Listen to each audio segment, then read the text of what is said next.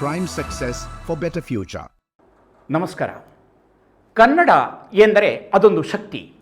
ಅದು ಸತ್ವಯುತವಾದಂತಹ ಭೂಮಿಯಲ್ಲಿ ಜೀವನ ಪದ್ಧತಿಯಾಗಿ, ಆ ಪದ್ಧತಿಯ ಭಾವದ ಅಂತರಂಗದ ಅಭೀಪ್ಸೆಯ ಅಂಶವಾಗಿ ಅದು ಬೆಳಕು ಕಾಣುತ್ತಾ ಸಾಗಿದೆ. ಇಂತಹ ಹಿನ್ನೆಲೆಯಲ್ಲಿ ಕನ್ನಡವನ್ನು ಅನೇಕರು ವರ್ಣಿಸಿದ್ದಾರೆ. ಕನ್ನಡದ ಜನರ ಬಗ್ಗೆ ಅನೇಕರು ತಿಳಿ ಹೇಳಿದ್ದಾರೆ. ಕನ್ನಡ ಎನ್ನುವುದು ನಮ್ಮೆಲ್ಲರ ಅಂತರಂಗದ ಧ್ವನಿ ಎನ್ನುವುದಾಗಿ ಕನ್ನಡದ ಭಾವಮಂದಿ ಸಾವಿರಾರು ವರ್ಷಗಳಿಂದ ಅದನ್ನು ಬಳಸುತ್ತಾ ಬೆಳೆಸುತ್ತಾ ತಾವು ಬದುಕುತ್ತಾ ಮುನ್ನಡೆದು ಬಂದಿದ್ದಾರೆ. ಅದಕ್ಕೆ ಸಾಕ್ಷ್ಯೋ ಎನ್ನುವಂತೆ ಒಂದು ತ್ರಿಪದಿ ಸಾಹಿತ್ಯ ಇದೆ. ಸಾಧುಗೆ ಸಾಧು, ಮಾಧುರ್ಯಂಗೆ ಮಾಧುರ್ಯಂ, ಬಾದಿಪ್ಪ ಕಲೆಗೆ ಕಲಿಯುಗ ವಿಪರೀತನ್ ಎನ್ನುವಂತಹ ಒಂದು ತ್ರಿಪದಿ ಶಾಸನ ಸಾಹಿತ್ಯ. ಅದ್ಭುತವಾದಂತಹ ಅಂಶವನ್ನು ನಮ್ಮ ಕನ್ನಡದ ಬಗ್ಗೆ ಒಂದು ಸಾಕ್ಷಿಯೋ ಎನ್ನುವಂತೆ ಅನೇಕ ಪುಟಗಳನ್ನು, ಅನೇಕ ಚಿಂತನೆಗಳನ್ನು, ಅನೇಕ ತೆರೆಗಳನ್ನು ತೆರೆದಿಡುವಂತಹ ಕೆಲಸವನ್ನು ಈ ಶಾಸನ ಸಾಹಿತ್ಯ ಮಾಡಿದೆ. ಸಾಧುಗಳಿಗೆ ಸಾಧುಗಳಾಗಿ ಕನ್ನಡ ಜನ ಇರ್ತಾರೆ. ಕನ್ನಡದ ಎಲ್ಲ ಅಂಶಗಳನ್ನೂ ಕೂಡ ಅಳವಡಿಸಿಕೊಂಡು ಆ ಮೂಲಕವಾಗಿ ಇಲ್ಲಿ ಬದುಕನ್ನು ಕಟ್ಟಿಕೊಂಡಂತಹ ಕನ್ನಡದ ಜನರು ಸಾಧುಗಳಿಗೆ ಸಾಧು. ಜೊತೆಗೆ ಮಾಧುರ್ಯಂಗೆ ಮಾಧುರ್ಯಂ, ಪ್ರೀತಿಯಿಂದ, ವಿಶ್ವಾಸದಿಂದ, ನಂಬಿಕೆಯಿಂದ, ಆತ್ಮೀಯತೆಯಿಂದ, ಭಾವ ತೀವ್ರತೆಯ ಭಾವಶುದ್ಧತೆಯಿಂದ ಅಂತರಂಗದ ಬದುಕನ್ನು ಕಟ್ಟಿಕೊಟ್ಟವರಿಗೆ ಅವರು ಅದೇ ರೀತಿಯಲ್ಲಿ ಪ್ರತಿಸ್ಪಂದನವನ್ನೂ ಕೂಡ ಕೊಡುವವರು ಎನ್ನುವುದಾಗಿ ಈ ಶಾಸನ ಸಾಹಿತ್ಯ ನಮ್ಮ ಮುಂದೆ ಸಾಕ್ಷಿಯನ್ನು ಕೊಡ್ತದೆ.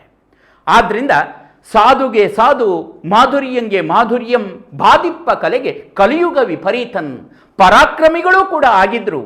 ಯಾವಾಗ ಈ ಮಣ್ಣಿನ ಬಗ್ಗೆ, ಈ ಕನ್ನಡ ನಾಡಿನ ಜನರ ಬಗ್ಗೆ, ಕನ್ನಡ ನಾಡಿನ ಜನರ ಸಂಸ್ಕೃತಿಯ ಬಗ್ಗೆ ಯಾವಾಗ ವಿರುದ್ಧ, ವಿರೋಧ ಅಥವಾ ಅದನ್ನು ನಾಶಪಡಿಸುವಂತಹ ವ್ಯಕ್ತಿಗಳು ಅಥವಾ ರಾಜರು ಬಂದರೋ ಅವರಿಗೆ ಕಲಿಯುಗ ವಿಪರೀತನ್, ಅತ್ಯಂತ ಪರಾಕ್ರಮಿಗಳಾಗಿ ಅತ್ಯಂತ ಪೌರುಷದಿಂದ ಅವರನ್ನು ಹೊಡೆದೋಡಿಸಿದವರು, ಅವರೊಡನೆ ಹೋರಾಡಿದವರು ಈ ಕನ್ನಡ ಭೂಮಿಯವರು.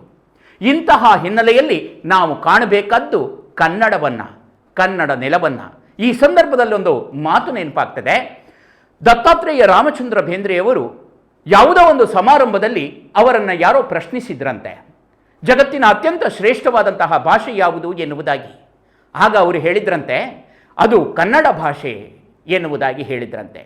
ಯಾಕೆ ಎನ್ನುವುದಾಗಿ, ಇದಕ್ಕೆ ಸಾಕ್ಷಿ ಏನು ಎನ್ನುವುದಾಗಿ ಬೇಂದ್ರೆಯವರ ಹತ್ರ ಅವರು ಪ್ರಶ್ನಿಸಿದಾಗ ಬೇಂದ್ರೆಯವರು ಕೊಟ್ಟಂತಹ ಉತ್ತರ ನಿಜಕ್ಕೂ ಕೂಡ ಕನ್ನಡ ಪ್ರೀತಿಯನ್ನು ಮತ್ತು ಕನ್ನಡದಲ್ಲಿ ಅಂತರಂಗದಲ್ಲಿ ಅರಳುವಂತಹ ಆ ಕನ್ನಡ ಪ್ರೀತಿ ಬೇಂದ್ರೆಯವರಿಗೆ ಎಷ್ಟಿತ್ತು ಎನ್ನುವುದನ್ನು ನಮ್ಮ ಮುಂದೆ ಸಾದರಪಡಿಸ್ತದೆ.